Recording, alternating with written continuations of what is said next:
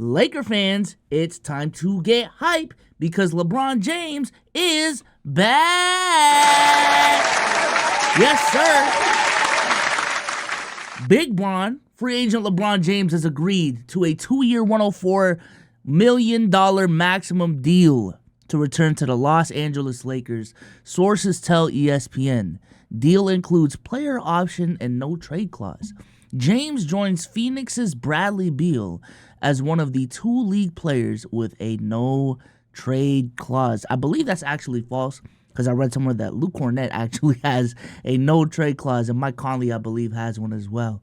But yeah, man, LeBron James committed to the Los Angeles Lakers really for a year because he does have a player option on that second year. Committed to the Los Angeles Lakers for another year. And this is per Bobby Marks as well. After LeBron James signed this maximum deal, because there were rumors about LeBron James taking a pay cut for better roster flexibility, LeBron James was done waiting. And post LeBron James signing, the Lakers are slightly above the $188.9 million second apron. So after the fantastic offseason that the Los Angeles Lakers have had, they are now above the second apron, which has been a very big talking point amongst, NBA circles this offseason because it kicks in, I believe, this season, and how much that really restricts your front office. And, this is what the Lakers are looking like. Starting 5, D'Lo, Austin Reeves, LeBron James, Rui, and AD. Some familiar faces for my Los Angeles Laker fans. As far as their bench, we got Gabe Vincent. We got Bronny James. Big Bronny. The biggest Bronny. Dalton Connett, Jalen Hood-Schifino, Max Christie, Maxwell Lewis, Cam Reddish. Jay Vando, Jackson Hayes, and Christian Wood. I gotta stop trolling, bro. I gotta stop trolling, bro. They can trade a maximum of 2 first-round draft picks, I believe, 2029 and 2031. Can also trade 2030, but not combined with the other 2. They got some swaps in 26, 28, 29, 30, and 31. And they got some 1 second available. Actually, they might have 4. I don't necessarily know what this means. Exceptions, second round of veteran minimum. I think the Los Angeles Lakers, arguably, barring they don't make any moves, I believe the only move that I've really been hearing is D'Lo being shipped somewhere. They're one of the biggest losers of this offseason.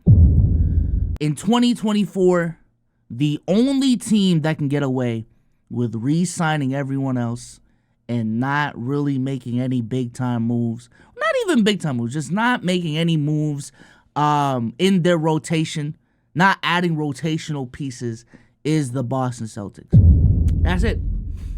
They're the only one that you can give the benefit of the doubt to because of the fact that they just won a championship. And you can even argue that even though they won a championship, there's still room to improve internally. JT and JV just playing better next season, KP getting healthier, Xavier Tillman being more accustomed into the rotation, like all of these things. Payton Pritchard may get better.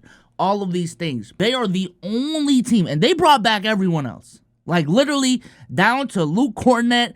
The only dude we are literally waiting on right now is O'Shea Brissett. They are bringing back everyone else, and that is really the only team that should do that. And I would even say if the Boston Celtics didn't win a championship this past season, them re-signing everyone back would look crazy. But in 2024, with the amount of player movement available, and maybe this is what's going to change, with the second apron, with the amount of free agents available this offseason as well, with the player movement going on in the league now, with so many, this is the most talented league, y'all. There's so many players, in my opinion, that are just lost somewhere, waiting to be found, waiting to be fit in a role that best suits their play style, waiting to be signed by a team that has a good developmental staff. They're just out there. And for the Los Angeles Lakers to not make a move whatsoever so far, outside of adding Bronny James, and I do like Dalton Connect,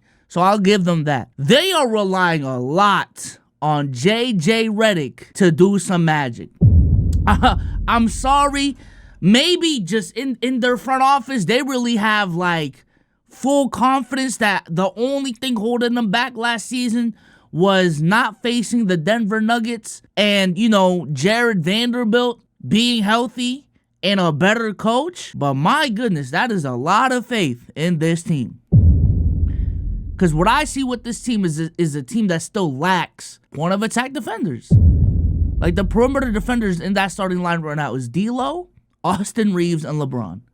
And if we're about to rely on 40-year-old LeBron James to be our best perimeter defender, we are doing something wrong as an organization. We just are. And I understand they got Jared Vanderbilt off the bench. But even if you bring Jared Vanderbilt into the starting lineup, that then adds a different problem, which is spacing. Jared Vanderbilt is not a good offensive player. Great defensive player. But he is definitely a one-sided basketball player. But yeah, the Los Angeles Lakers, and shout out to my guy, my friend TSO Sage, for tweeting this out. This is the most Los Angeles Laker off-season ever. W pay cut, again, this is the most we're the Lakers off-season ever.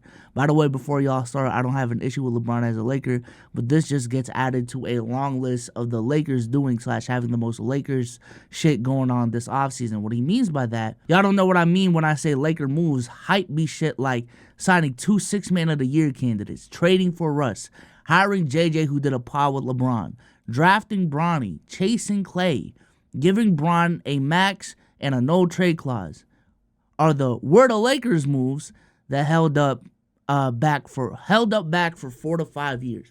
Reeves is untouchable, seeking DeMar, and I bet my life right now we want Zach LaVine. Shit just getting old, man.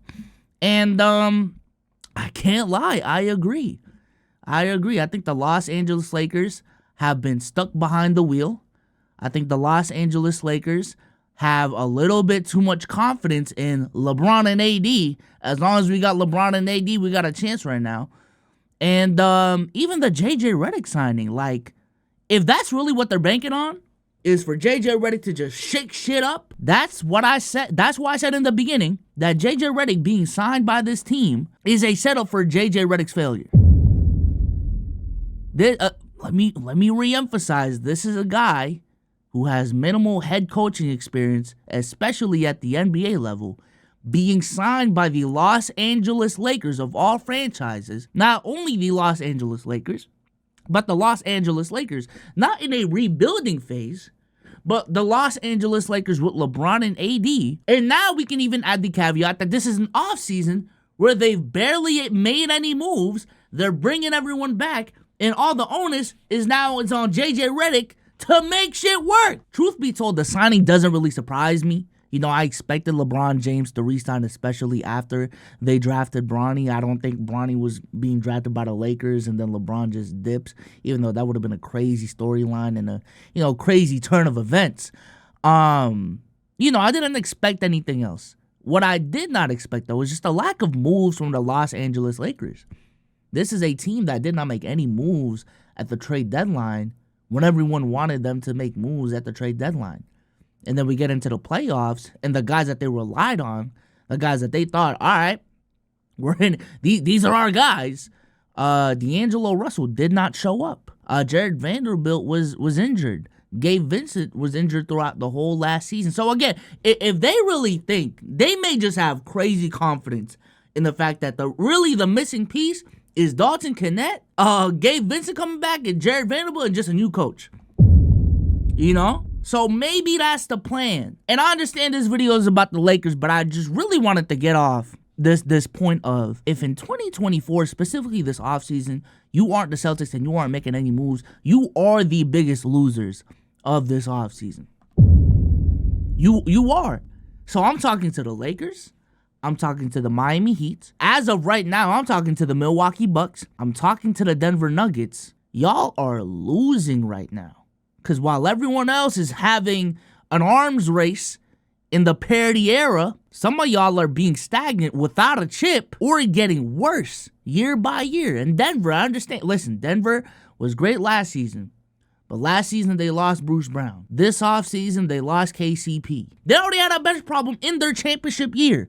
That rotation needs to be stronger. And I don't think these are needle movers, but even the Warriors, who just a couple days ago was in this discussion of, yo, this team got to make a move, at least they signed Kyle Anderson.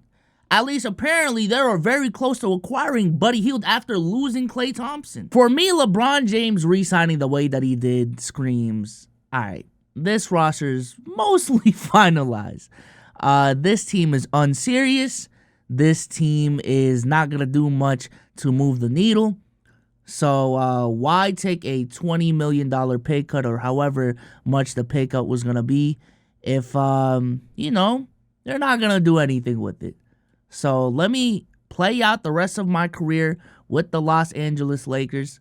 Let me play in LA. Let me give it one last hurrah in the 2024-2025 season. And then 2025-2026 will be my farewell tour. I think that is what this cemented, in my opinion. But with that being said, let me know what y'all think in the comment section down below. What do y'all think about this move, man? Am I overreacting? Is what they truly need just a new coach, Gabe Vincent, and Jay Vando? But with that being said, I'm out, man. Peace.